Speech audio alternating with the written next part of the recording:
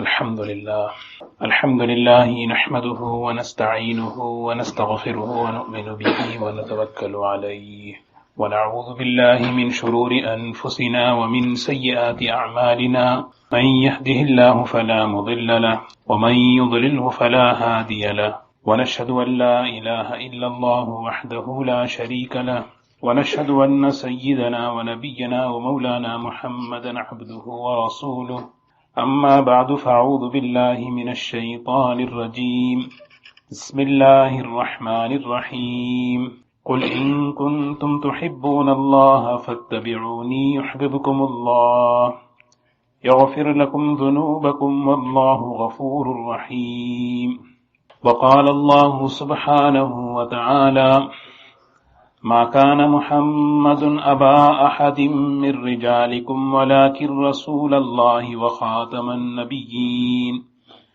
وكان الله بكل شيء عليما إن الله وملائكته يصلون على النبي يا أيها الذين آمنوا صلوا عليه وسلموا تسليما اللهم صل على سيدنا محمد وعلى آل سيدنا محمد صدق الله العظيم بسم الله الرحمن الرحيم وإن محمدا عبده المصطفى ونبيه المجتبى ورسوله المرتضى صلى الله عليه وسلم وأنه خاتم الأنبياء وإمام الأتقياء وسيد المرسلين وحبيب رب العالمين وكل دعوى النبوة بعده فغي وهوى توحید کے بعد رسالت کا بیان ہے۔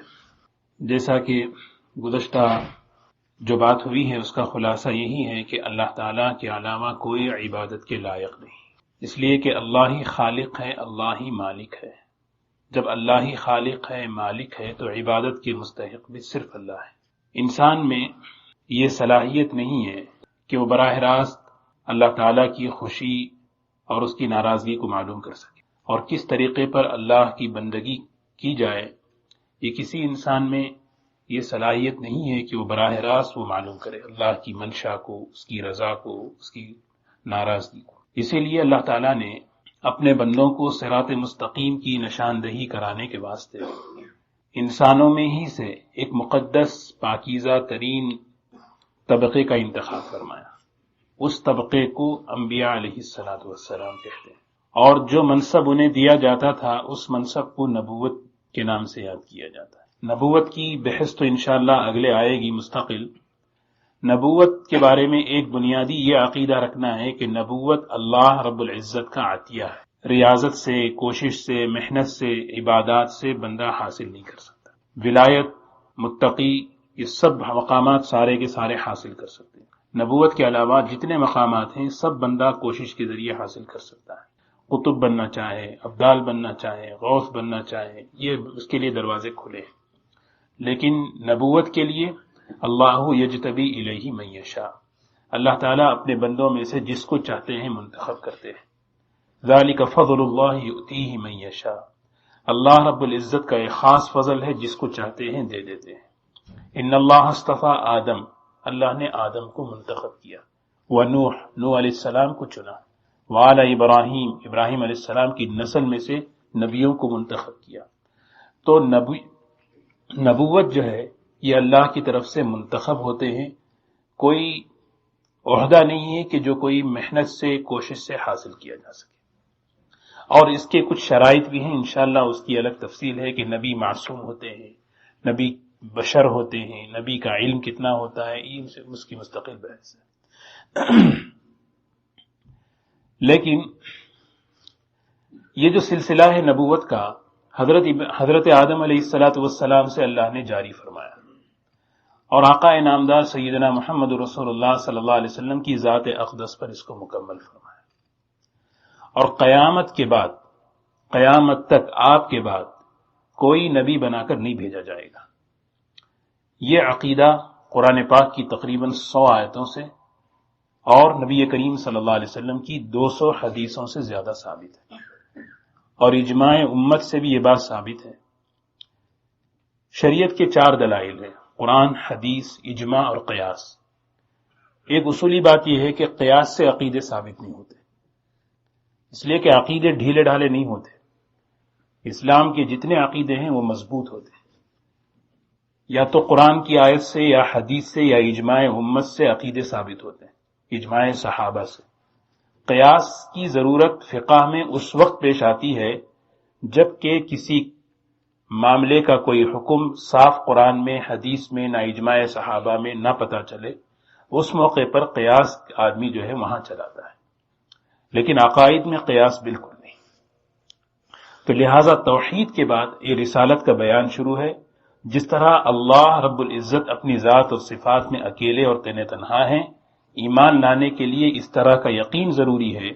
اسی طرح نبی کریم صلی اللہ علیہ وسلم اللہ کے بندے اور اس کے رسول ہیں، ایمان کی تکمیل کے لیے بھی ضروری ہے. ایک غلط فہمی یہ ہے کہ آدمی سوچتا ہے کہ نجات صرف اللہ کو ماننے میں ہو جائے گی. رسالت پر ایمان لانا نجات کے لیے کوئی ضروری نہیں. ایک غلط فہمی ہے، اور ان کی وجہ بھی ہے. اس لیے کہ رسول جو دنیا میں آتے ہیں وہ توحید سمجھانے کے لیے آتے ہیں. آدمی توحید سمجھ لے مسئلہ ختم، نبی کو ماننے کی کیا ضرورت ہے؟ نبی جو آتے ہیں وہ توحید سمجھانے کے لیے آتے ہیں. آدمی کہہ دے کہ بھی اللہ ایک ہے تو مسئلہ ختم ہے. رسول کی رسالت پر سچ اقرار کرنا اس کی کوئی ضرورت. اور اس پر مزید یہ کہ قرآن پاک کی آیت کو بھی لایا، ان الذین آمنوا والذین ہادوا والصابئون والنصارى والمجوس ان الذین آمنوا والذین هادوا والنصارى والصابئین من آمن باللہ والیوم الآخر وعمل صالحا فلہم اجرہم عند ربہم ولا خوف علیہم ولا هم یحزنون. بے شک وہ لوگ جو ایمان لائے اور جو یہودی ہیں، نصرانی ہیں، صابی ہیں، یہ جو بھی لوگ ہیں ایمان والے، اس چاروں طبقے اللہ پر ایمان لائیں، آخرت پر یقین رکھیں، ان کے لیے آخرت میں بہت بڑا اجر ہے. اب اس آیت سے بات یہی ثابت ہوتی ہے کہ رسالت پر ایمان لانا کوئی ضروری نہیں. اور اسی لیے لوگوں کو اعتراض ہوتا ہے کہ یہ جتنے بھی ہیں نبی کی رسالت کو نہیں مانتے، یہ سب اللہ کی وہ توحید کو تو مانتے ہیں، لہذا ان کی بھی نجات آخرت میں ہے. لیکن نہیں. ہم نے گزشتہ ایک بات پڑھی تھی صفات کے بارے میں. اللہ تعالیٰ پر ایمان کا مطلب یہ ہے کہ اللہ تعالیٰ کے لیے صفات کمال کو ثابت کرنا، اور جتنے ناقص صفات ہیں اس سے اللہ کو پاک ہے کہنا ضروری ہے. یعنی ناقص صفات سے اللہ منزہ ہے، پاک ہے، اور جتنے کامل صفات ہیں وہ سب اللہ تعالیٰ ہی کے لیے. یہ ضروری ہے ایمان کے لیے، یہ مقدمہ ضروری ہے سمجھنا. اب دیکھیں، اللہ کو ایک کہنا یہ صرف توحید ہے، یہ نہیں ہے. مشرکین مکہ بھی کہتے تھے کہ اللہ ایک ہے. گزشتہ ہم نے پڑھا آسمان و زمین کس نے بنایا؟ اللہ نے بنایا. آسمانوں سے بارش کون برساتے ہیں؟ اللہ برساتے ہیں. پھر بھی قرآن کہتا ہے یہ مشرک ہے. تو لہذا مطلب یہ ہے کہ کامل ایمان وہاں نہیں ہوا. کیسے؟ اللہ کی توحید کا مطلب یہ ہے کہ اللہ کے لیے صفات کمال کو ثابت کریں اور ناقص صفات کو کہیں کہ اللہ ان سے پاک ہے. مثلا قرآن پاک اللہ کا کلام ہے. اس قرآن پاک میں ایک بات ہے، محمد الرسول اللہ صلی اللہ علیہ وسلم، سورہ فتح کی آیت ہے، یعنی محمد صلی اللہ علیہ وسلم اللہ کے رسول ہے. اب ایک آدمی جو ہے نبی کو نہ مانے تو گویا اس نے اللہ کے کلام کو جھوٹا کہا. تو پیچھے سے یہ کہہ رہا ہے کہ میں اللہ کو مانتا ہوں، اور حقیقت میں یہ کہہ رہا ہے کہ اللہ رب العزت کا کلام جھوٹا ہے، لہذا اللہ جھوٹے. تو لہذا اس کی توحید بھی مکمل نہیں. لہذا توحید مکمل اسی وقت ہوتی ہے جبکہ نبی کریم صلی اللہ علیہ وسلم کی رسالت پر بھی ایمان لایا جائے. یہ ایک بات درمیان میں تھی. وَإِنَّ مُحَمَّدًا صلی اللہ علیہ وسلم، بے شک محمد صلی اللہ علیہ وسلم، کہ جو محمد صلی اللہ علیہ وسلم ہیں، آپ کے جتنے اسماء مبارکہ ہیں اس میں سب سے مشہور، سب سے معروف نام ہے محمد صلی اللہ علیہ وسلم. حضرت عبد المطلب آپ کے جو دادا تھے، آپ نے نام رکھا، اپنی طرف سے نہیں رکھا، الہام من اللہ، اللہ کی طرف سے ان کے دل میں یہ بات ڈالی گئی کہ آپ اپنے پوتے کا نام محمد رکھیں، اور یہ نام آپ سے پہلے کسی کا نہیں رکھا گیا تھا۔ محمد اور احمد صلی اللہ علیہ وسلم، یہ دو نام، احمد آسمانوں پہ اور محمد صلی اللہ علیہ وسلم زمین میں، اور دونوں کا مادہ ایک ہی ہے، حمد۔ حمد کے معنی ہے تعریف، تو اس کا معنی یہ ہے کہ کائنات میں آپ کی جتنی تعریف کی گئی اور کی جائے گی اتنی کسی اور کی نہیں کی جائے گی، اسی لیے یہ آپ کا نام محمد رکھا گیا صلی اللہ علیہ وسلم۔ نبی کریم صلی اللہ علیہ وسلم کا جتنا تعارف دنیا میں کرایا گیا اتنا کسی اور کا نہیں کرایا گیا۔ جتنے پیغمبر دنیا میں آئے ہر پیغمبر کو اللہ نے آپ کا تعارف کرایا۔ وَإِذْ أَخَذَ اللَّهُ مِيثَاقَ النَّبِيِّينَ لَمَا آتَيْتُكُم مِّن كِتَابٍ وَحِكْمَةٍ ثُمَّ جَاءَكُمْ رَسُولٌ مُصَدِّقٌ لِّمَا مَعَكُمْ لَتُؤْمِنُنَّ بِهِ وَلَتَنصُرُنَّهُ۔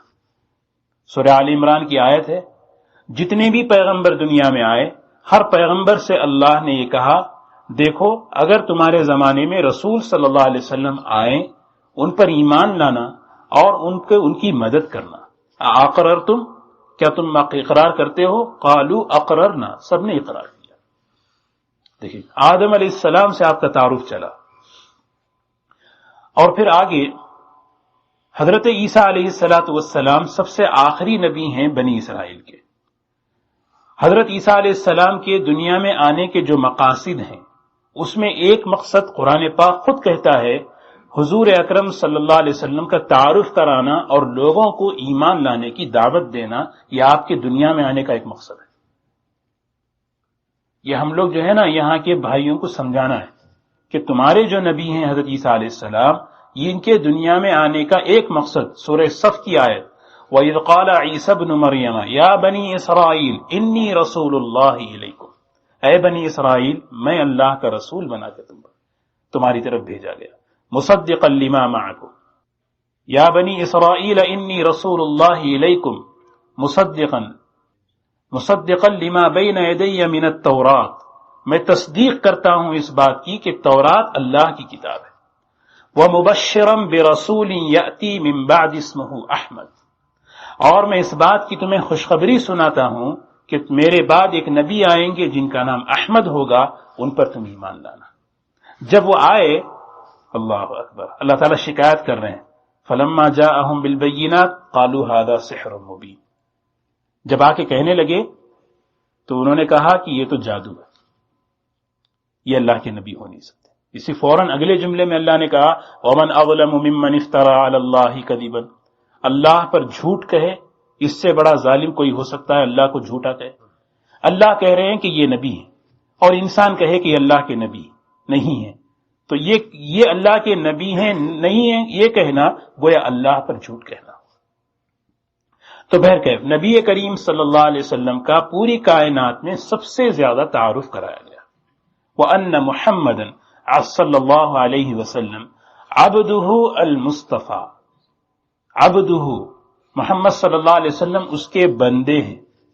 حضور اکرم صلی اللہ علیہ وسلم کے لیے عبدیت کی صفت کا انتخاب کیا، بہت بڑی حکمت ہے اس میں، اس لیے کہ حضور اکرم صلی اللہ علیہ وسلم سے بہت سے ایسے کام صادر ہوئے، آسمانوں پہ چلا جانا، آپ کے زبان مبارک سے ایسی باتیں نکلنا کہ جو ہو رہی ہیں، آپ سے جو ہے ہزاروں معجزات آپ سے ہوئے، فوراً کہا کہ نہیں آپ اللہ کے بندے ہیں۔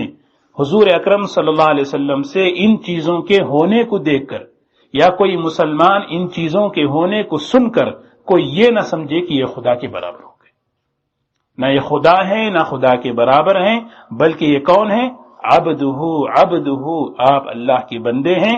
اسی لیے فرمایا مسلمانوں سے نبی کریم صلی اللہ علیہ وسلم نے، اے میری امتیو جب تم تشہد میں بیٹھو قولوا اشہد ان لا الہ الا اللہ واشہد ان محمدا عبدہ ورسولہ، شان عبدیت کو مقدم فرمایا شان رسالت پر، اور امت کو بہت بڑا سبق دیا کہ امت کا کوئی بھی فرد کتنا بھی بڑا مقام اس کو مل جائے لیکن بندگی نہ بھولے، اس لیے کہ اللہ کے نزدیک سب سے زیادہ جو پسندیدہ عمل ہے وہ بندگی ہے، اور اس کا بڑا اہتمام کیا۔ معراج پر جب گئے اور آسمانوں سے اوپر جب اللہ رب العزت کا تقرب جہاں آپ کو ملا، ہر جگہ خاص خاص نعمتیں اللہ نے جہاں آپ کو دی ہیں، وہاں اللہ تعالیٰ نے حضور اکرم صلی اللہ علیہ وسلم کے لیے عبد کا لفظ استعمال کرا۔ وجہ اس کی یہ ہے کہ حضرت عیسیٰ علیہ السلام سے کچھ معجزات ہوئے، ان کی قوم نے دیکھا یہ تو خدا ہی کر سکتا ہے، مردے کو زندہ کرنا، مادہ زاد اندھے کو جو ہے نا بینا کر دینا، یہ اللہ ہی کا کام ہے، چنانچہ خدا ان کے اندر حلول کر گیا۔ فوراً انہوں نے کہا یہ خدا ہے یا نعوذ باللہ یا خدا کے بیٹے۔ اسی لیے قرآن پاک میں اللہ نے جہاں حضور اکرم صلی اللہ علیہ وسلم کے معراج کے قصے کو بتایا، کہا نہیں سبحان الذی اسری بعبدہ لیلا، بعبدہ، حالانکہ اللہ ہی الفاظ کا خالق ہے۔ اتنے اونچے مقام پر جب اللہ اپنے نبی صلی اللہ علیہ وسلم کو بلائے ہیں تو اچھے سے اچھے لقب دے سکتے تھے آپ کے الفاظ، آپ کے خزانوں میں بڑے اعلیٰ سے اعلیٰ الفاظ ہو سکتے تھے، لیکن نہیں، اس سے بڑا کوئی لقب نہیں ہو سکتا۔ جب قرآن اتارنے کا موقع آیا تو کہا تبارک الذی نزل الفرقان علی عبدہ، الحمد للہ الذی انزل علی عبدہ الکتاب فاوحی الی عبدہ ما اوحی، اللہ کے سامنے کھڑے ہیں، وانہ لما قام عبد اللہ، ہر جگہ اللہ کے بندے، اللہ کے بندے، اللہ کے بندے۔ جبرائیل علیہ السلام تشریف لائے اور آ کر کہنے لگے اللہ کے رسول صلی اللہ علیہ وسلم، اللہ نے آپ کو نبی بنایا ہے، بادشاہت والی نبوت چاہیے یا غربت والی نبوت چاہیے؟ آپ نے کیا فرمایا؟ اے جبرائیل، میں اللہ سے اس عمل پر خوش ہوں کہ اللہ رب العزت مجھے رب نبوت اور رسالت کے ساتھ بندہ بنا کے آئے۔ اسی لیے عبدیت، اور اس سے کئی چیزیں جو ہے نا صاف ہوتے ہیں۔ اللہ کے رسول صلی اللہ علیہ وسلم اللہ کے بندے ہیں، اللہ کی جو صفات ہیں وہ اللہ ہی کے ساتھ خاص ہیں۔ علم غیب اللہ کی صفت ہے، وہ حضور اکرم صلی اللہ علیہ وسلم میں نہیں آ سکتی۔ ہر جگہ حاضر اور ناظر صرف اللہ ہیں، اللہ کے رسول صلی اللہ علیہ وسلم ہر جگہ حاضر اور ناظر نہیں۔ حضور اکرم صلی اللہ علیہ وسلم بشر ہیں۔ دیکھیں یہاں بھی ایک مسئلہ ہے، حضور اکرم صلی اللہ علیہ وسلم، آپ جو ہے نا اللہ تعالیٰ نے آپ کو بشر بنایا، لیکن بہت بڑی غلط فہمی یہ ہے کہ ہم حضور اکرم صلی اللہ علیہ وسلم کو بالکل اپنے اوپر قیاس کرتے ہیں۔ یہ بہت بڑی غلط فہمی ہے۔ آپ بشر ہیں لیکن آپ جیسا پوری کائنات میں کوئی نہیں۔ اتنے با کمال، اتنے با اخلاق، اتنے با اوصاف شخصیت ہے آپ کے برابر کوئی آپ نہیں۔ آپ بشر ضرور ہیں، قل انما انا بشر مثلکم، یہ عبدیت کے لفظ سے، عبد کے لفظ سے یہ ساری چیزیں۔ علم غیب اللہ نے آپ کو اتنا ہی دیا جتنا اللہ چاہتے تھے، علم غیب اتنا ہی آپ کو پتا ہے جتنا اللہ تعالیٰ نے دینا چاہا، اتنا جتنا اللہ کو علم غیب ہے اتنا حضور اکرم صلی اللہ علیہ وسلم کو یہ بالکل نہیں۔ اسی لیے حضور اکرم صلی اللہ علیہ وسلم بشر ہیں، لیکن بشر ایسے نہیں جیسے ہم اور آپ ہیں، بالکل آپ کا مقام بہت اونچا، بہت اعلیٰ۔ اسی لیے المصطفیٰ ونبیہ المرتضی ورسولہ المرتضی ونبیہ المجتبی، مصطفیٰ، مجتبی، مرتضی، یہ تینوں کا ایک ہی معنی ہے، منتخب کیا ہوا، چنا ہوا، پسند کیا ہوا۔ اللہ رب العزت نے حضور اکرم صلی اللہ علیہ وسلم کو نبوت کے لیے، رسالت کے لیے منتخب فرمایا، اور ایسے منتخب فرمایا کہ حضور اکرم صلی اللہ علیہ وسلم کی رسالت کی قسم اللہ نے کھائی۔ یہ حضور اکرم صلی اللہ علیہ وسلم کی خصوصیات میں سے ایک خصوصیت ہے۔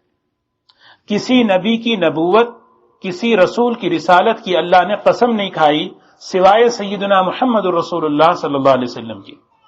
قسم کھا رہے نا، انک لمن المرسلین، آپ اللہ کے رسول ہیں، یہ دعویٰ ہو گیا، آپ اللہ کے رسول ہیں، یہ دعویٰ ہے۔ دلیل کیا ہے؟ دلیل کیا ہے کہ آپ اللہ کے رسول ہیں؟ والقرآن الحکیم، قرآن حکیم دلیل ہے کہ آپ اللہ کے رسول ہیں۔ کیسے؟ اس لیے کہ آپ نہ لکھے، آپ لکھنا پڑھنا نہیں جانتے، آپ ایسی جگہ زندگی گزارے ہیں جہاں لکھنے پڑھنے کا ماحول نہیں ہے، آپ کا کوئی استاد نہیں ہے، سارے لوگوں نے دیکھا ہے، اچانک 40 سال کی زندگی گزرنے کے بعد آپ کی زبان مبارک سے ایسا کلام مبارک نکلتا ہے جو کلام انسانوں کی اجتماعی اور انفرادی زندگی کی کامیابی کا ضامن ہے۔ یہ سوائے رسول اور نبی کے کوئی نہیں کہہ سکتا، لہذا مانو یہ اللہ کے رسول ہیں۔ اچھا، اگر انہیں آپ اللہ کے رسول نہیں مانتے، اگر آپ انہیں اللہ کے رسول نہیں مانتے، ایک کام کرو، یہ جو کلام اپنی زبان سے نکال رہے ہیں اس جیسا کلام لے کے آؤ، اس جیسا کلام۔ اسی لیے قرآن پاک نے ہر جگہ چیلنج کیا، وَإِن كُنتُمْ فِي رَيْبٍ مِّمَّا نَزَّلْنَا عَلَىٰ عَبْدِنَا فَأْتُوا بِسُورَةٍ، ایک سورت لے کے آؤ۔ قُل لَّئِنِ اجْتَمَعَتِ الْإِنسُ وَالْجِنُّ عَلَىٰ أَن يَأْتُوا بِمِثْلِ هَٰذَا الْقُرْآنِ، اس قرآن جیسا ایک قرآن لے کے آؤ، ایک سورت لے کے آؤ، یا کم سے کم ایک آیت تو لے کے آؤ۔ سمجھ میں آئی نا بات؟ اللہ کے رسول صلی اللہ علیہ وسلم اللہ کے رسول ہیں، دلیل قرآن پاک ہے۔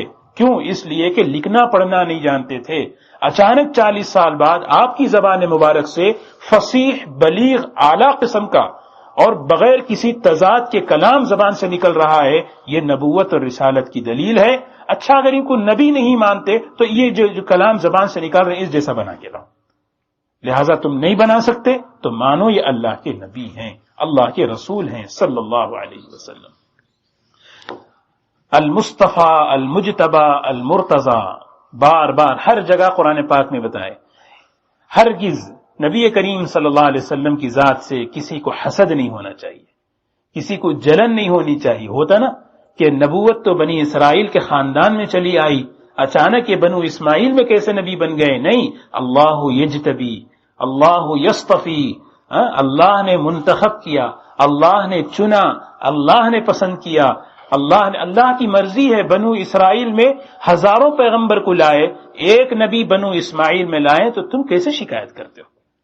اسی لیے دیکھیں، ان اللہ اصطفیٰ آدم، اللہ نے آدم علیہ السلام کو منتخب کیا، ابراہیم علیہ السلام کو منتخب کیا، اس میں تمہیں شک نہیں ہے۔ ان کو جب اللہ نے منتخب کیا تو ان پہ کیوں نہیں مانتے تم؟ سمجھ گئے نا؟ وَأَنَّهُ خَاتَمُ الْأَنبِيَاءِ، کون ہے نبی کریم صلی اللہ علیہ وسلم؟ حضور اکرم صلی اللہ علیہ وسلم کا آخری نبی ہونا، آپ کے بعد کسی نبی کا دنیا میں نہ آنا، اور آپ کے بعد جتنے نبیوں نے نبوت کا دعویٰ کیا ان کا جھوٹا اور کافر ہونا، یہ تینوں باتیں، آپ کا آخری نبی ہونا اور آپ کے بعد دنیا میں کسی نبی کا مبعوث نہ ہونا، آپ کے بعد جتنوں نے نبوت کا دعویٰ کیا ان سب کا جھوٹا اور کافر ہونا، یہ اسلام کا ایسا بنیادی عقیدہ ہے حضور اکرم صلی اللہ علیہ وسلم کے زمانے سے لے کر آج تک، بلکہ قیامت تک امت کا اجماع اور اتفاق اس پر رہا ہے۔ اس لیے اس پر تفصیل کی ضرورت نہیں ہے کہ اس پر کیا بحث کی جائے۔ نماز اللہ کا حکم ہے، ارکان اسلام جس طرح بنیادی عقیدے ہیں، نبی کریم صلی اللہ علیہ وسلم کا آخری نبی ہونا یہ بھی اسلام کا بنیادی عقیدہ ہے۔ لیکن ایک قادیانی فرقے نے قرآن اور حدیث کے الفاظ میں بڑی زبردست کھینچ تان کر کے، انہوں نے زبردست تعویلیں پیدا کر کے مسلمانوں کے دلوں میں شکوک و شبہات پیدا کر دیے، نبوت کی قسمیں نکال دی اور کہا کہ نبوت ختم نہیں ہوئی بلکہ نبوت جاری ہے۔ یہ فتنہ جو ہے اللہ کا، دیکھیں نا، یہ سب سے پہلے یہ جو فتنہ اٹھا، اس فتنے کا ادراک حضرت حاجی امداد اللہ مہاجر مکی رحمت اللہ علیہ کے دل پر یہ کھلا کہ واقعی عالم میں فتنہ اٹھا ہے۔ ہاں، سب سے پہلا جو اس فتنے کا علم اور اس فتنے کا دل پہ کھلنا، ادراک جس کو کہتے ہیں نا، حضرت حاجی صاحب مہاجر مکی رحمت اللہ علیہ پر کھلا۔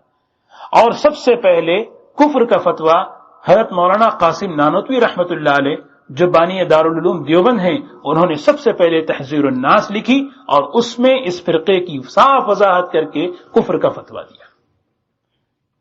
حضرت حاجی امداد اللہ مہاجر مکی رحمت اللہ علیہ فرمایا کرتے تھے، ہر عارف کو اس کے علوم اور معارف کی ترجمانی کے لیے اللہ رب العزت کی طرف سے ایک لسان دی جاتی ہے، جیسا کہ شمس تبریز رحمت اللہ علیہ کی لسان مولانا رومی رحمت اللہ علیہ تھی، اللہ نے میری لسان مولانا قاسم نانوتوی رحمت اللہ علیہ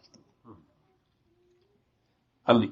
قادیانی فتنے کی تردید کا سب سے پہلا آغاز حضرت حاجی امداد اللہ صاحب مہاجر مکی رحمت اللہ علیہ اور پھر حضرت مولانا قاسم نانوتوی رحمت اللہ علیہ کے دست مبارک سے ہوا۔ پھر یہ صرف ایک علاقے کا فتنہ نہیں ہے، عالم اسلام کے اکابر علماء نے اپنے تقریر، اپنی تحریر، اپنی جی جان لگا کر اس فتنے کا مقابلہ کیا۔ اس میں سینکڑوں کتابیں لکھ دیں، لیکن سب سے زیادہ امتیازی شان اللہ نے جن کو قبول کیا ہے محدث عصر حضرت مولانا علامہ انور شاہ کشمیری رحمت اللہ علیہ۔ عجیب کیفیت حضرت پہ طاری تھی، جب یہ فتنے کا انہیں علم ہوا حضرت کہتے تھے 6 مہینے تک حضرت کو نیند نہیں آئی۔ مفتی شفیع صاحب، مولانا بن نوری، یوسف بن نوری رحمت اللہ علیہ، یہ سب حضرت کے شاگرد ہیں، کہتے تھے کہ ہم نے تو زندگی تباہ کر دی فقہ حنفی کو ثابت کرنے کے لیے، فقہ شافعی کے دلائل کے لیے، یہاں امت ارتداد اور کفر کی طرف جا رہی ہے، نبوت کا اعلان ہو چکا ہے۔ حضرت نے اپنے سارے شاگردوں کو اس کام پہ لگا دیا کہ لگو اور اس کے خلاف تم محنت کرو، اور یہ واقعی یہ تو حضور اکرم صلی اللہ علیہ وسلم نے اس کی پیشن گوئی دے دی تھی۔ ابو داؤد شریف کی روایت ہے، نبی کریم صلی اللہ علیہ وسلم نے فرمایا انہ سیکون فی امتی 30 کذابون، میری امت میں 3 بڑے بڑے جھوٹے پیدا ہوں گے، کلہم یزعم انہ نبی، ان میں سے ہر ایک یہ دعویٰ کرے گا کہ میں نبی ہوں۔ آپ نے فرمایا نہیں، میں خاتم النبی ہوں، میرے بعد کوئی نبی نہیں آنے والا ہے۔ اور یہ جو پیشن گوئی آپ نے دے دی تھی نا، آپ کی زندگی ہی میں اس کا ظہور شروع ہو چکا تھا۔ آپ ابھی دنیا میں با حیات تھے، ادھر اسود عنسی، ادھر مسلمہ کذاب، اور اس قسم کے کئی لوگوں نے نبوت کے دعوے شروع کر دیے تھے۔ حضرت فیروز دہلوی رضی اللہ تعالی عنہ نے جب اس اسود عنسی کو قتل کیا تھا، آپ نے اسی وقت فرمایا اللہ کے ایک صالح بندے نے ایک جھوٹے کو قتل کیا۔ اسی لیے حضرت عمر حضرت فیروز دہلوی رضی اللہ تعالیٰ عنہ کا بڑا اکرام کرتے تھے، کہتے تھے اللہ کے نبی کی زبان سے اس شخص کے لیے صالح کا لفظ نکلا ہے۔ اور ہر زمان، مختلف زمانوں میں ایسے نبوت کے دعوے کرنے والے کھڑے ہوتے رہے، اور ان کے ساتھ دانوں کی طرح لوگ سینکڑوں ہزاروں میں کھڑے ہوئے اور بیٹھ گئے۔ لیکن 19ویں صدی کے آخر میں اور 20ویں صدی کی ابتدا میں قادیان سے ایک شخص مرزا غلام احمد قادیانی کھڑا ہوا اور اپنے کو نبوت کا نبی ہونے کا اعلان کیا۔ بعض سیاسی وجوہات کی بنیاد پر اس فتنے کو تقویت مل گئی، کتابوں میں اس کی تفصیل ہے، اور الحمدللہ ہم میں سے ہر ایک اس کو، لیکن دیکھیں اس شخص نے سب سے پہلے کھڑے ہو کر نبوت کا صاف اعلان نہیں کیا، اس لیے کہ وہ جانتا تھا کہ مجھ سے پہلے جتنے نبیوں نے جتنے جھوٹوں نے نبوت کا دعویٰ کیا ان کا انجام کیا تھا۔ اس نے بڑی چالاکی سے تدریجاً یہ انداز اختیار کیا۔ سب سے پہلے اس نے کھڑے ہو کے کہا کہ میں مبلغ اسلام، خادم اسلام ہوں۔ پھر ایک عرصے کے بعد کہنے لگا کہ میں ملہم ہوں، مأمور من اللہ، یعنی اللہ کی طرف سے مجھے الہام کیا جاتا یہ کرو یہ نہیں کرو۔ پھر اس کے بعد اپنے کو مہدی، پھر مثل مسیح، پھر آگے چل کر کہنے لگا کہ میں ذلی نبی ہوں، پھر آگے چل کے مستقل شریعت، صاحب شریعت والا میں نبی، جو مجھے نہ مانے وہ جہنمی ہے۔ اس طرح کا اعلان کر کے ایک فرقہ احمدیہ کے نام سے قائم کر کے پوری دنیا میں کفریہ اور باطل عقائد کو رائج کر دیا، اور سادہ دل مسلمانوں کے دلوں میں خوب اس نے جو ہے نا کیا کر دیے، شکوک و شبہات پیدا کر دیے۔ کوئی اس کی بنیاد نہیں، قرآن پاک کی اور حدیثوں کی الفاظ میں کھینچ تان بس ہوئی ہے۔ ویسے مثال کے طور پر قرآن پاک کی مفتی شفیع صاحب رحمت اللہ علیہ نے ایک کتاب لکھی ہے ختم نبوت، بڑی آسان سی، اس میں انہوں نے ختم نبوت پر آپ علیہ الصلوۃ والسلام آخری نبی ہیں اس کے دلائل میں 100 آیتیں قرآن کی لکھی۔ حضور اکرم صلی اللہ علیہ وسلم آخری نبی ہیں، اس پر حضور اکرم صلی اللہ علیہ وسلم کی 200 حدیثیں انہوں نے جمع کی۔ کتنی؟ 200 حدیثیں انہوں نے جمع کی اور اس سے ثابت کیا آپ آخری نبی ہیں۔ اور بس یہ سارے ذہنی عقلی گھوڑے ہیں کہ بھئی انہوں نے کہا خاتم کا معنی کیا ہے؟ خاتم کا معنی مہر ہے۔ آپ پر نبوت کو ختم کر دیا گیا، یہ اسلامی عقیدہ ہے. اور کہتے ہیں نہیں، خاتم کا معنی مہر، آپ کی مہر تصدیق سے نبوت جاری ہوتی ہے.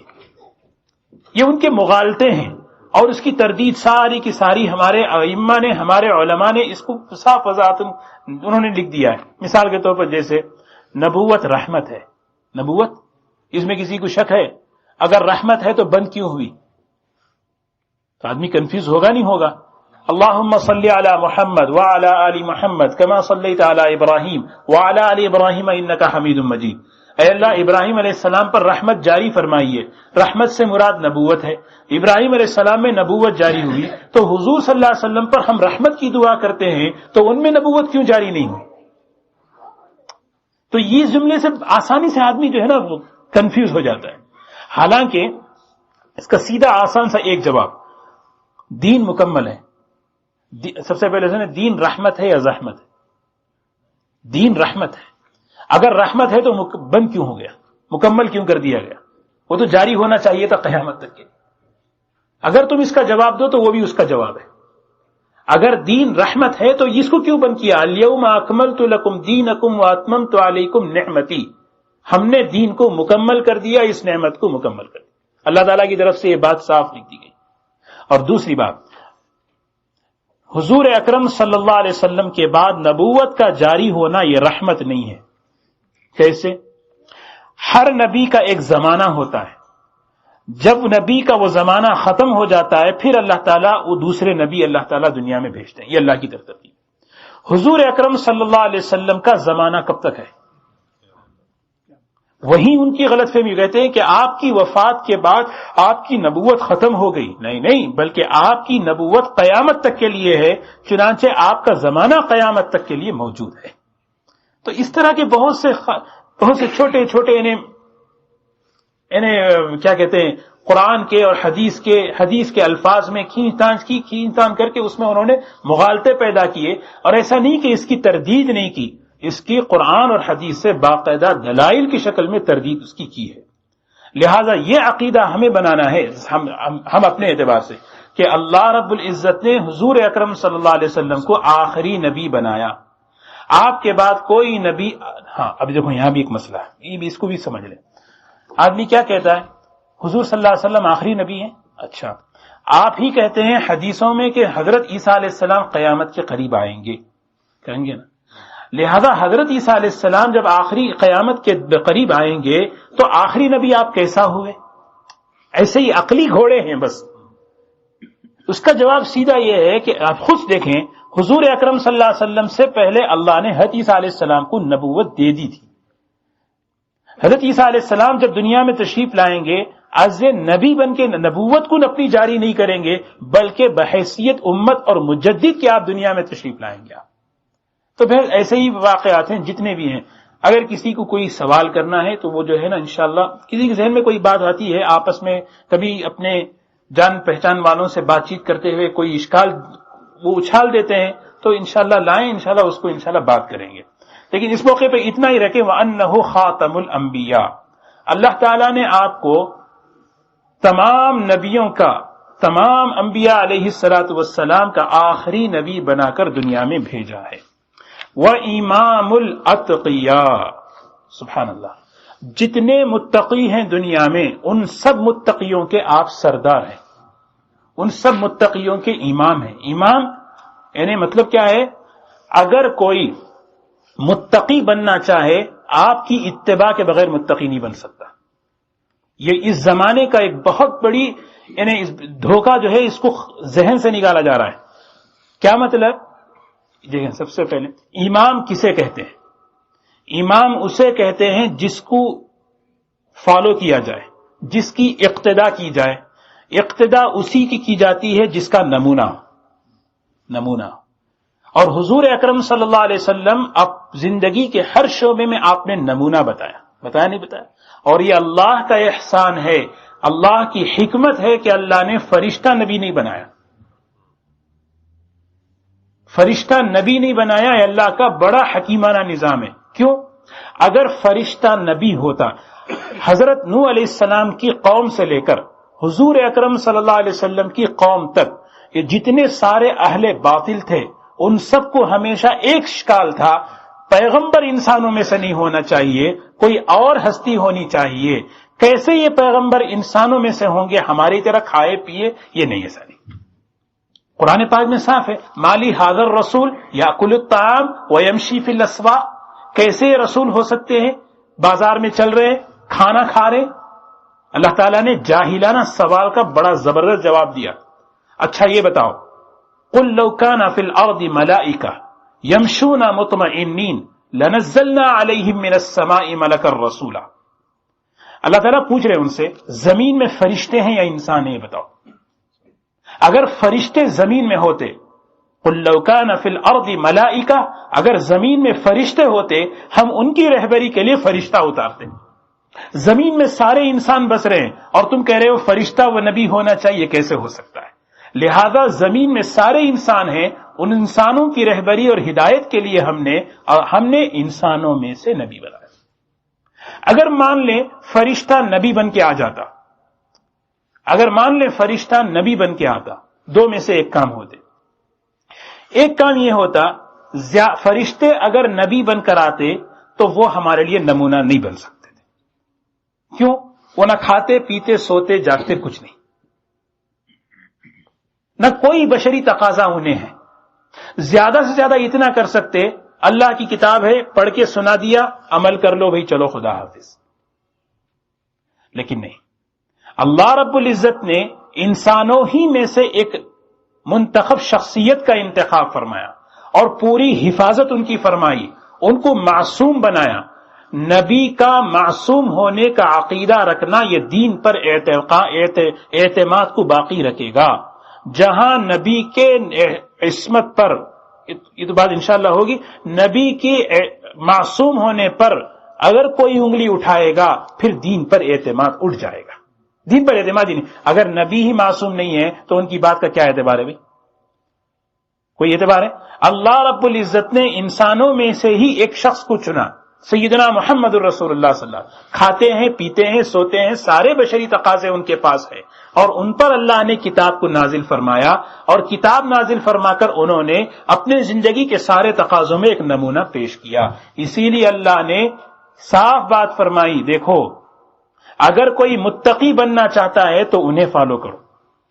اور ایک دوسری بات ہے، زندگی میں مقتدا اور رہبر کس کو بنائے؟ ہم رہتے ہیں، ہم کس کو اپنا بڑا بنائیں؟ لوگوں کے عجیب عجیب معیار ہیں.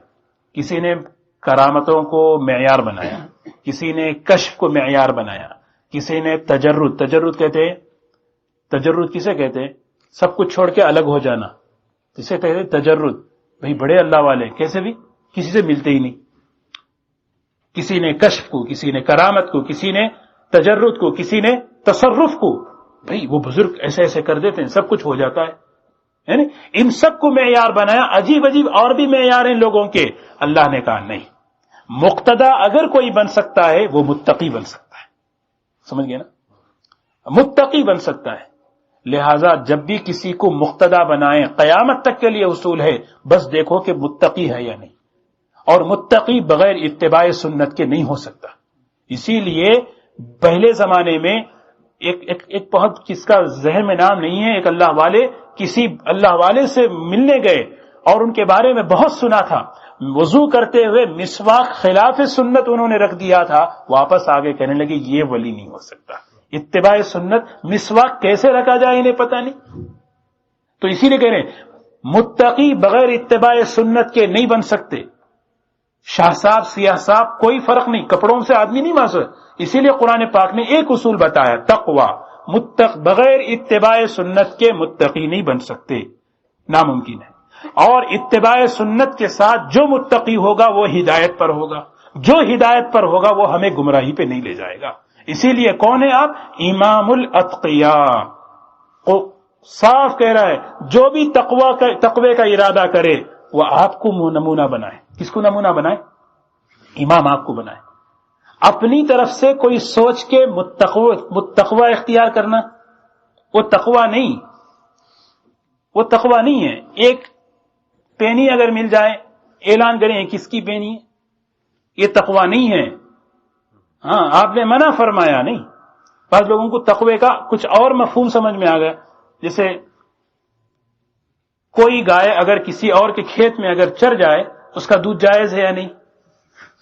اب تقوی میں جو ہے نا آدمی کہاں کہاں جاتا ہے. دیکھو یہ سب سارے تقوی باطل ہیں. اصل تقوی اتباع سنت ہے. امام الاتقیاء وسید المرسلین صلی اللہ علیہ وسلم، آپ تمام نبیوں کے تمام رسولوں کے آپ سردار ہیں. اللہ نے آپ کو سردار بنا. دو باتیں یہاں رکھتی اس میں. ایک بات، تمام نبیوں پر ایمان لانا یہ ضروری ہے، ایک حیثیت تمام نبیوں پر ایمان لائیں گے. دوسری چیز، کسی نبی کی تعریف کرتے ہوئے دوسرے نبی کی تنقیص کرنا یہ ناجائز ہے. حضور اکرم صلی اللہ علیہ وسلم کے مقابلے میں کسی نبی کو تحقیر کرنا یہ کفر ہے. انبیاء کی توہین کفر ہے. کیوں؟ اس لیے کہ سارے انبیاء خدا کے مقرب ہیں. سارے انبیاء خدا کے مقرب ہیں نہیں. کل من الصالحین کلا فضلنا علی العالمین وکل من الاخیار. قرآن کہتا ہے سب صالحین ہیں، سب کو ہم نے فضیلت دی. کل من الاخیار، سب خدا کے لیے. سورہ انعام میں نبیوں کے نام لینے کے بعد اللہ نے کہا واسماعیل وادریس وذا الکفل کل من الصالحین، سب صالح ہیں. تو ہم کون ہوتے ہیں کسی کے درمیان فرق کرنے کا. لیکن ایک بات، قرآن پاک سے اگر کوئی ثابت ہو حدیث سے اس نبی کی فضیلت ہے تو ہم اسے بتائیں گے. جیسا کہ نبی، اسی لیے کریں نبی کریم صلی اللہ علیہ وسلم کی فضیلت قرآن سے ثابت ہے. آپ تمام نبیوں کے سردار ہیں. ہم اسے وَلَقَدْ فَضَّلْنَا بَعْضَ النَّبِيِّينَ عَلَى بَعْضٍ تِلْكَ الرُّسُلُ فَضَّلْنَا بَعْضَهُمْ عَلَى بَعْضٍ. یہ سارے انبیاء ہیں، ان میں سے بعض کو بعض پر ہم نے فضیلت دی. اللہ جس کو فضیلت دے وہاں رکھیں، لیکن اپنی طرف سے ہم نام لے کر فضیلت دینا یہ دوسرے نبیوں کی تحقیر ہے اور یہ کفر ہے، اس لیے کہ اس میں نبی کی توہین ہوتی ہے. اور ہمارے نبی صلی اللہ علیہ وسلم کی شان میں بہت اچھی باتیں کرنا، اچھے جملے پڑھنا، اچھے نعتیں پڑھنا بہت اچھی بات ہے. آپ کی شان میں حد میں رہتے ہوئے کہیں شرک نہ ہو جائے، اللہ کے ساتھ آپ کو نہ ملے. لیکن ایسے جملے نعت میں پڑھنا جس سے دوسرے نبیوں کی تحقیر ہو، بعض نعت خان اس قسم کا کام کرتے ہیں. سنے ہوں گے آپ نعت کے بعض نعت پڑھنے والے اس قسم کا کام کہ حضور اکرم صلی اللہ علیہ وسلم کی تعریف بیان کرتے ہوئے نعوذ باللہ کہنا بھی نہیں چاہیے، کبھی نوح علیہ السلام کی، کبھی عیسیٰ علیہ السلام، کبھی موسیٰ علیہ السلام کی تنقیص لازم آتی ہے. اور دوسری بات حدیث میں ہے، دیکھیں حضور اکرم صلی اللہ علیہ وسلم نے فرمایا انا سید ولد آدم یوم القیامہ، میں تمام انسانیت کا میں سردار ہوں، اس پہ مجھے کوئی فخر نہیں. ایک بڑی نکتے کی بات، حضور اکرم صلی اللہ علیہ وسلم نے کبھی کسی نبی کا نام لے کے نہیں کہا میں یونس پہ بڑا، میں موسیٰ پہ مجھے فضیلت ہے، کبھی نہیں کہا. شخص سے معین کا نام لے کر کبھی آپ نے فضیلت اپنی نہیں بتائی، بلکہ جنرل ایک بات بتائی کہ مجھے تمام انسانیت پر مجھے فضیلت دی گئی، ولا فخر، اس پہ مجھے کوئی فخر نہیں. سمجھ گئے نا؟ یہ بات ضروری ہے. میں زبان سے کبھی یہ نہیں کہا حضور اکرم صلی اللہ علیہ وسلم حضرت موسیٰ سے زیادہ فضیلت والے، حضرت عیسیٰ نہیں. کیوں؟ آپ نے نام لے کے کسی نبی کا نہیں کہا، آپ نے سیدھے ایک ہی جملہ کہا میں ساری انسانیت میں کا میں سردار ہوں. ولا فخر لواء الحمد بیدی یوم القیامہ، قیامت کے دن حمد کا جھنڈا میرے ہاتھ میں دیا جائے گا. ولا فخر، مجھے اس پہ فخر نہیں. سب سے پہلے قبر میری کھلے گی اور میں اس میں سے نکلوں گا. ولا فخر، اس میں مجھے کوئی فخر نہیں. یہ ساری صحیح حدیثیں ہیں. آپ نے جنرل بات کہی، کسی شخص سے معین کا نام لے کے نہیں کہا. وسید المرسلین وحبیب رب العالمین، وحبیب رب العالمین. آپ کون ہیں؟ اللہ رب العزت جو رب العالمین ہیں اس کے محبوب ہیں. حبیب رب العالمین، اللہ کے محبوب ہیں آپ. اللہ یعنی ایک ہے اللہ، آپ اللہ سے محبت کرتے ہیں، ایک ہے اللہ آپ سے محبت کرتا ہے. یہ ہے بات. حبیب رب العالمین، آپ اللہ کے محبوب ہیں. محبوب کی اتباع سے کون خوش ہوگا؟ اللہ خوش ہوگا. یہ عقیدہ، یہ سمجھنا ہم یہاں پر. آپ حبیب ہیں اللہ کے، لہذا آپ کی اداؤں کو اگر میں لوں گا کون خوش ہوں گے؟ کیوں؟ قرآن خود کہتا ہے قل ان کنتم تحبون اللہ فاتبعونی، اے محمد صلی اللہ علیہ وسلم ان سے کہہ دیجئے اللہ اگر ان سے محبت کرنا چاہے فاتبعونی، میری اتباع کرو۔ کیوں اتباع؟ حضور اکرم صلی اللہ علیہ وسلم کی اتباع میں کیا ہے؟ اللہ کی خوشی ہے۔ اللہ کی خوشی، اللہ خوش ہوتے ہیں تو پہلا کام کیا کرتے ہیں؟ یغفر لکم ذنوبکم، معاف کر دیتے ہیں اللہ گناہ، واللہ غفور الرحیم۔ اسی لیے حضور اکرم صلی اللہ علیہ وسلم کی ذات مبارکہ سے قلبی محبت کو، کون سی محبت؟ ایمان کا اعلیٰ درجہ، قلبی محبت، دل سے محبت کو، اسی لیے اللہ نے آپ کے صفات بتائے، آپ کے اوصاف کو بتائے، آپ کے احسانات کو بتائے، تاکہ میرے بندے آپ سے محبت کرنے لگیں۔ ہاں، اور ایک اصولی بات یہ ہے، محبت کا رخ اللہ اور اللہ کے رسول صلی اللہ علیہ وسلم سے ہٹ کر جب کسی اور چیز کی طرف ہوتا ہے، پھر جو ہے دین کا کوئی عمل ہم سے نہیں ہو سکتا۔ یہ اصولی بات ہے۔ محبتوں کا رخ اللہ اور اللہ کے رسول صلی اللہ علیہ وسلم سے جہاں ہٹے گا، دین کا ہر کام بوجھ ہوگا۔ بیوی بھی سنتی ہے محبت کی بنیاد پر، بیوی بھی مانتی ہے محبت کی بنیاد۔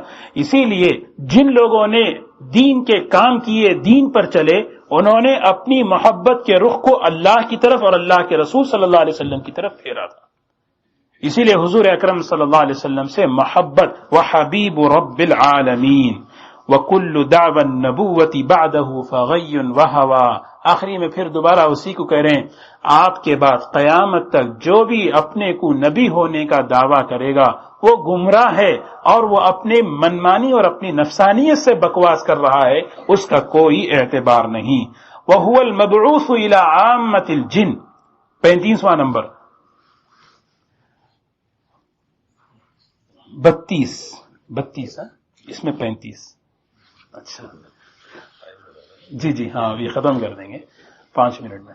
حضور اکرم صلی اللہ علیہ وسلم کی رسالت کہاں تک ہے؟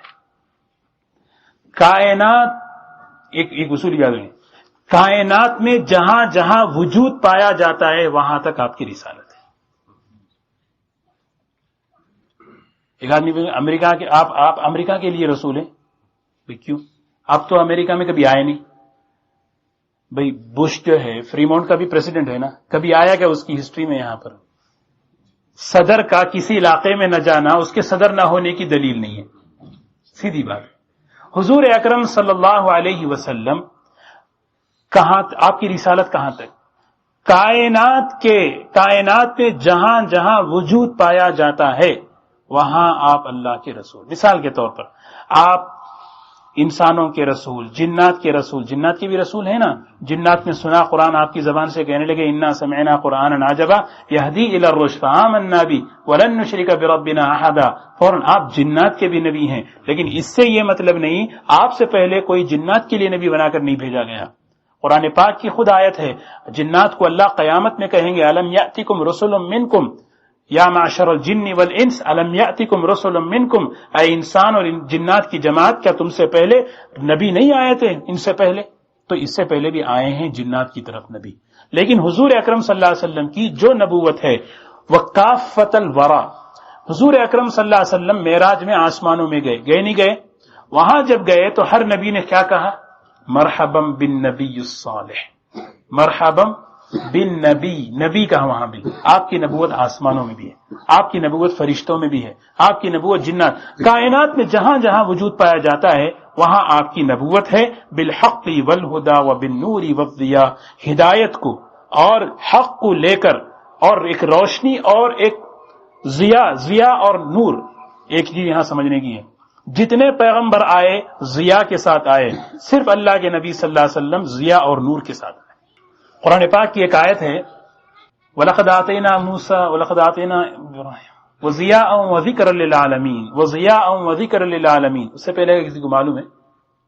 وضیاء، ہم نے حضرت موسیٰ اور حضرت ہارون کو بھیجا، کیسے بھیجا؟ روشنی، وضیاء، ضیاء دے کر، روشنی دے کر بھیجا۔ لیکن جہاں حضور اکرم صلی اللہ علیہ وسلم کا تذکرہ فرمایا قد جاءکم من اللہ نور، قد جاءکم من اللہ نور، لکھا ہے تفسیر میں کہ روشنی دونوں کو بھی روشنی کہتے ہیں، لیکن سب سے زیادہ قوی جو روشنی ہے وہ نور ہے. اللہ نور السماوات والارض، ایک نور. اسی لیے آپ جو ہے نا پوری انسانیت کے لیے نبی بن کر آئے. خلاصہ یہ ہے، آپ بندگی اللہ کی، اتباع حضور اکرم صلی اللہ علیہ وسلم، یہ خلاصہ ہے. یہی کلمہ ہے لا الہ الا اللہ محمد الرسول اللہ. بندگی اللہ کی، اتباع محمد صلی اللہ علیہ وسلم کی. اس لیے کہ حضرت عمر رضی اللہ تعالیٰ عنہ ایک مرتبہ تورات پڑھ رہے تھے. حضور اکرم صلی اللہ علیہ وسلم نے دیکھا آپ کے چہرے انور پر بہت ہی ناراضگی کے اثرات. حضرت ابو بکر نے فرمایا عمر دیکھتے نہیں آپ کا چہرہ انور کیسے ہو رہا ہے؟ حضرت عمر رضی اللہ عنہ فوراً بند کر دیا اور کہنے لگے رضیت باللہ ربا وبالاسلام دینا وبمحمد نبیا. پھر آپ نے فرمایا اے عمر سن لو، اگر موسیٰ بھی اس زمانے میں آئے ما وسعہ الا اتباعی، انہیں موسیٰ علیہ السلام کو بھی میری اتباع کرنی پڑے گی. اتباع قیامت تک کے لیے حضور اکرم صلی اللہ علیہ وسلم. اس کا مطلب یہ نہیں کہ تورات نہیں پڑھنا چاہیے، اس کا مطلب یہ نہیں ہے، بلکہ خود حدیث میں حضور اکرم صلی اللہ علیہ وسلم نے فرمایا حدثوا عنی بنی اسرائیل ولا حرج. بنی اسرائیل کی جو روایتیں ہیں اس کو تم بیان کرو، اس میں کوئی حرج نہیں، لیکن وہ روایتیں جو ہمارے دین سے مخالف ہیں اس کو بیان نہ کرو. تو بہرکیف ابھی وقت ہو گیا. ابھی قرآن پاک کا عقیدہ ہے، اس کو بھی ختم کرنا چاہیے تھا. تو بہرکیف 10 منٹ ہے. وَأَنَّ الْقُرْآنَ كَلَامُ اللَّهِ، یہ بھی بہت ہی بنیادی عقیدہ ہے. اس کا خلاصہ یہ سن لیں، قرآن پاک اللہ کا کلام ہے. اسلام کے ابتدائی دور میں فتنہ اٹھا کہ قرآن مخلوق ہے یا خالق ہے. قرآن مخلوق ہے تو فنا ہوگا نہیں، اس لیے کہ مخلوق فنا ہوگی. قرآن خالق، یا تو دنیا میں دو ہی چیزیں ہوں گی، یا تو خالق ہے تو مخلوق. اگر قرآن خالق ہے تو اللہ کے ساتھ شریک ہوا. اس طرح عقلی باتیں کر کے لوگوں میں کنفیوژن لوگوں نے پھیلایا، معتزلہ نے خاص طور پر. اور اس پر بہت بڑی قربانی دی حضرت امام احمد ابن حنبل رحمۃ اللہ علیہ نے. ان کا واقعہ بھی میں نے آپ کو سنایا کہ کئی لوگوں نے جان بچانے کے لیے کہہ دیا قرآن مخلوق ہے، دل میں کہا کہ بھئی نہیں، قرآن اللہ کا کلام ہے، قرآن اللہ کا کلام ہے. ایک حضرت امام احمد ابن حنبل رحمۃ اللہ علیہ استقامت کا پہاڑ بن کر جو ہے، اگر قرآن پاک کا یہ عقیدہ قرآن مخلوق ہے یہ وجود میں آ جاتا ہے نا تو قرآن پاک کی تحریف ہو جاتی. لیکن اللہ رب العزت کا عجیب نظام، اللہ نے حضرت امام احمد ابن حنبل رحمۃ اللہ علیہ کو وہ استقامت دی، بلکہ روایت میں آتا ہے تاریخ کی کہ آپ کو جو ہے لایا جا رہا تھا مناظرے کے لیے، ہاتھ میں ہتھکڑیاں اور جو ہے بالکل بندھے ہوئے ہیں. حضرت نے سوچا ہی تھا دل میں، کتنے لوگوں نے جان بچانے کے لیے کہہ دیا قرآن مخلوق ہے، میں بھی بوڑھا ہوں، جان بچانا تو فرض ہے. سوچے ہی تھے، فوراً ایک ڈاکو، اس کا نام ابو الہیثم ہے، وہ چیرتا ہوا مجمع آیا اور آ کر کہنے لگا امام صاحب ایک بات سنیے، میں نے سنا ہے کہ آپ کو بادشاہ کے دربار میں لے جایا جا رہا ہے، وہاں آپ کا مقابلہ مناظرہ ہونے والا ہے، اور اگر آپ ہار جائیں، اگر آپ نہ کریں تو آپ کی پٹائی ہونے والی ہے. لیکن ایک بات یاد رکھیں، وہ کہتا ہے کہ میں پورے بغداد کا سب سے نمبر 1 ڈاکو ہوں، میں بنو عباس کے سارے کوڑے کھاتا ہوں لیکن کبھی ڈاکہ نہیں چھوڑتا، کبھی ڈاکہ نہیں چھوڑتا. ایک بات میری آپ یاد رکھیں، میں ڈاکہ نہیں چھوڑتا، آپ ان کے کوڑوں سے ڈر کر جو ہے نا آپ یہ نہ چھوڑیں. حق. امام احمد بن حنبل رحمۃ اللہ علیہ کہتے ہیں اس کے جملے سے میرے دل میں استقامت پیدا ہو. 3 دن تک مناظرہ ہوتا رہا، 3 دن تک. حضرت نے کہا قرآن سے دلیل لاؤ کہ قرآن مخلوق ہے، میں مان لوں گا. بادشاہ نے اعلان کیا کون ہے بھائی جو سب سے کم کوڑے میں مار کر انہیں ہلاک کرے. ایک حبشی کھڑا ہو کے کہنے لگا میں، جو میرے 10 کوڑے کھا لے وہ مر جائے گا. اس حبشی نے 10 نہیں 20 نہیں 30 کوڑے مارے، ہر کوڑے پہ چھچڑیاں اڑ رہی تھی. حضرت امام احمد ابن حنبل زبان سے کہہ رہے تھے القرآن کلام اللہ لیس بمخلوق، قرآن اللہ کا کلام ہے، مخلوق نہیں، قرآن اللہ کا کلام. حتیٰ کہ معتزلہ کا مفتی مناظر احمد ابن ابو داود کان میں آیا، کہنے لگا حضرت میرے کان میں آپ کہہ دیں قرآن مخلوق ہے، میں بادشاہ سے تمہاری سفارش کر دوں گا. امام احمد ابن حنبل رحمۃ اللہ علیہ کہنے لگے تو میرے کان میں اتنا کہہ دے قرآن اللہ کا کلام ہے، میں قیامت کے دن اللہ سے سفارش کر کے اس کے عذاب سے بچاؤں گا. اتنی استقامت. تو اسی لیے قرآن اللہ کا کلام ہے. اس کے بارے میں ہمیں عقیدہ رکھنا ہے قرآن اللہ کا کلام ہے. اب کلام ہے تو اب یہ میرا کلام ہے، کہاں سے نکل رہا ہے؟ زبان سے نکل رہا ہے. تو اللہ کا کلام تو اللہ کو زبان جسم ثابت، اللہ جسم سے پاک نہیں. دیکھیں اس کے بارے میں ایک آسان سی بات یہ ہے، مجھے بات کرنے کے لیے زبان کی ضرورت ہے، لیکن زبان کو بات کرنے کے لیے زبان کی ضرورت نہیں. مجھے سننے کے لیے کان کی ضرورت ہے، کان کو سننے کے لیے کسی اور کان کی ضرورت نہیں. کان اپنی ذات سے سنتا ہے، زبان اپنی ذات سے بولتی ہے، آنکھ اپنی ذات. جب اللہ رب العزت زبان کا، کان کا، آنکھ کا قادر ہے، کیا وہ بغیر زبان کے کلام نہیں کر سکتا؟ اسی لیے اس کے بارے میں ہمارا عقیدہ ہے کلام اللہ کا کلام ہے، اللہ سے بغیر کسی کیفیت کے نکلا ہے. اس کی کیفیت ہم نہیں جانتے کیسے نکلا ہے. اسی لیے کہہ رہے ہیں وَأَنَّ الْقُرْآنَ كَلَامُ اللَّهِ، قرآن پاک اللہ کا کلام ہے. منہ بدأ بلا کیفیت قولا، بغیر کسی کیفیت کے ہم بتائے اس کو نکلتا ہے. اور اس کو نازل کیا سیدنا محمد الرسول اللہ صلی اللہ علیہ وسلم پر وحی کے ذریعے سے، اور ایمان والوں نے سچا اس کی تصدیق کی کہ یہ اللہ ہی کا کلام ہے، اور یہ یقین رکھتے ہیں کہ اللہ کا کلام ہے. لیس بمخلوق کا کلام البریہ، مخلوق کے کلام کی طرح نہیں، یہ اللہ کا کلام. مخلوق کا کلام اللہ کے کلام میں بہت بڑا فرق ہے. مخلوق کے کلام میں ابھی بول دیا، نہیں بھائی میں گزشتہ غلط بول دیا تھا، آپ اس کو صحیح کر لیں. اللہ کا کلام اس طرح نہیں ہے. ایک مرتبہ لکھ دیا گیا، بس وہ لکھ دیا گیا، اس میں کوئی کسی قسم کی تبدیلی نہیں، سوچ ہی نہیں سکتے. لیکن اللہ رب العزت کا کلام اتنا بلند ہے، اتنا بلند ہے. اور دیکھیں آگے لکھا ہے جس شخص نے یہ گمان کیا کہ اللہ کا کلام وہ انسانوں کا کلام ہے، اس نے کفر اختیار کیا. جس طرح مشرکین کہتے تھے نا یہ آپ کا کلام ہے، اللہ کا کلام نہیں، فرشتوں کا کلام ہے، جبرائیل کا کلام ہے. یہ سب کفریہ باتیں ہیں. ہاں اللہ تعالیٰ نے ان سب کے لیے زبردست عذاب تیار کر رکھا. کہتے ہیں سأصلیہ سقر، ہم انہیں جہنم میں داخل کریں گے. کون؟ جن لوگوں نے کہا ان ھذا الا قول البشر، یہ تو قول بشر ہے. اللہ تعالیٰ ہم سب کی حفاظت فرمائے. تو بہرکیف یہ بھی عقیدہ، خلاصہ اس کا اتنا ہی ہے کہ ہم، لیکن ایک بات ہے،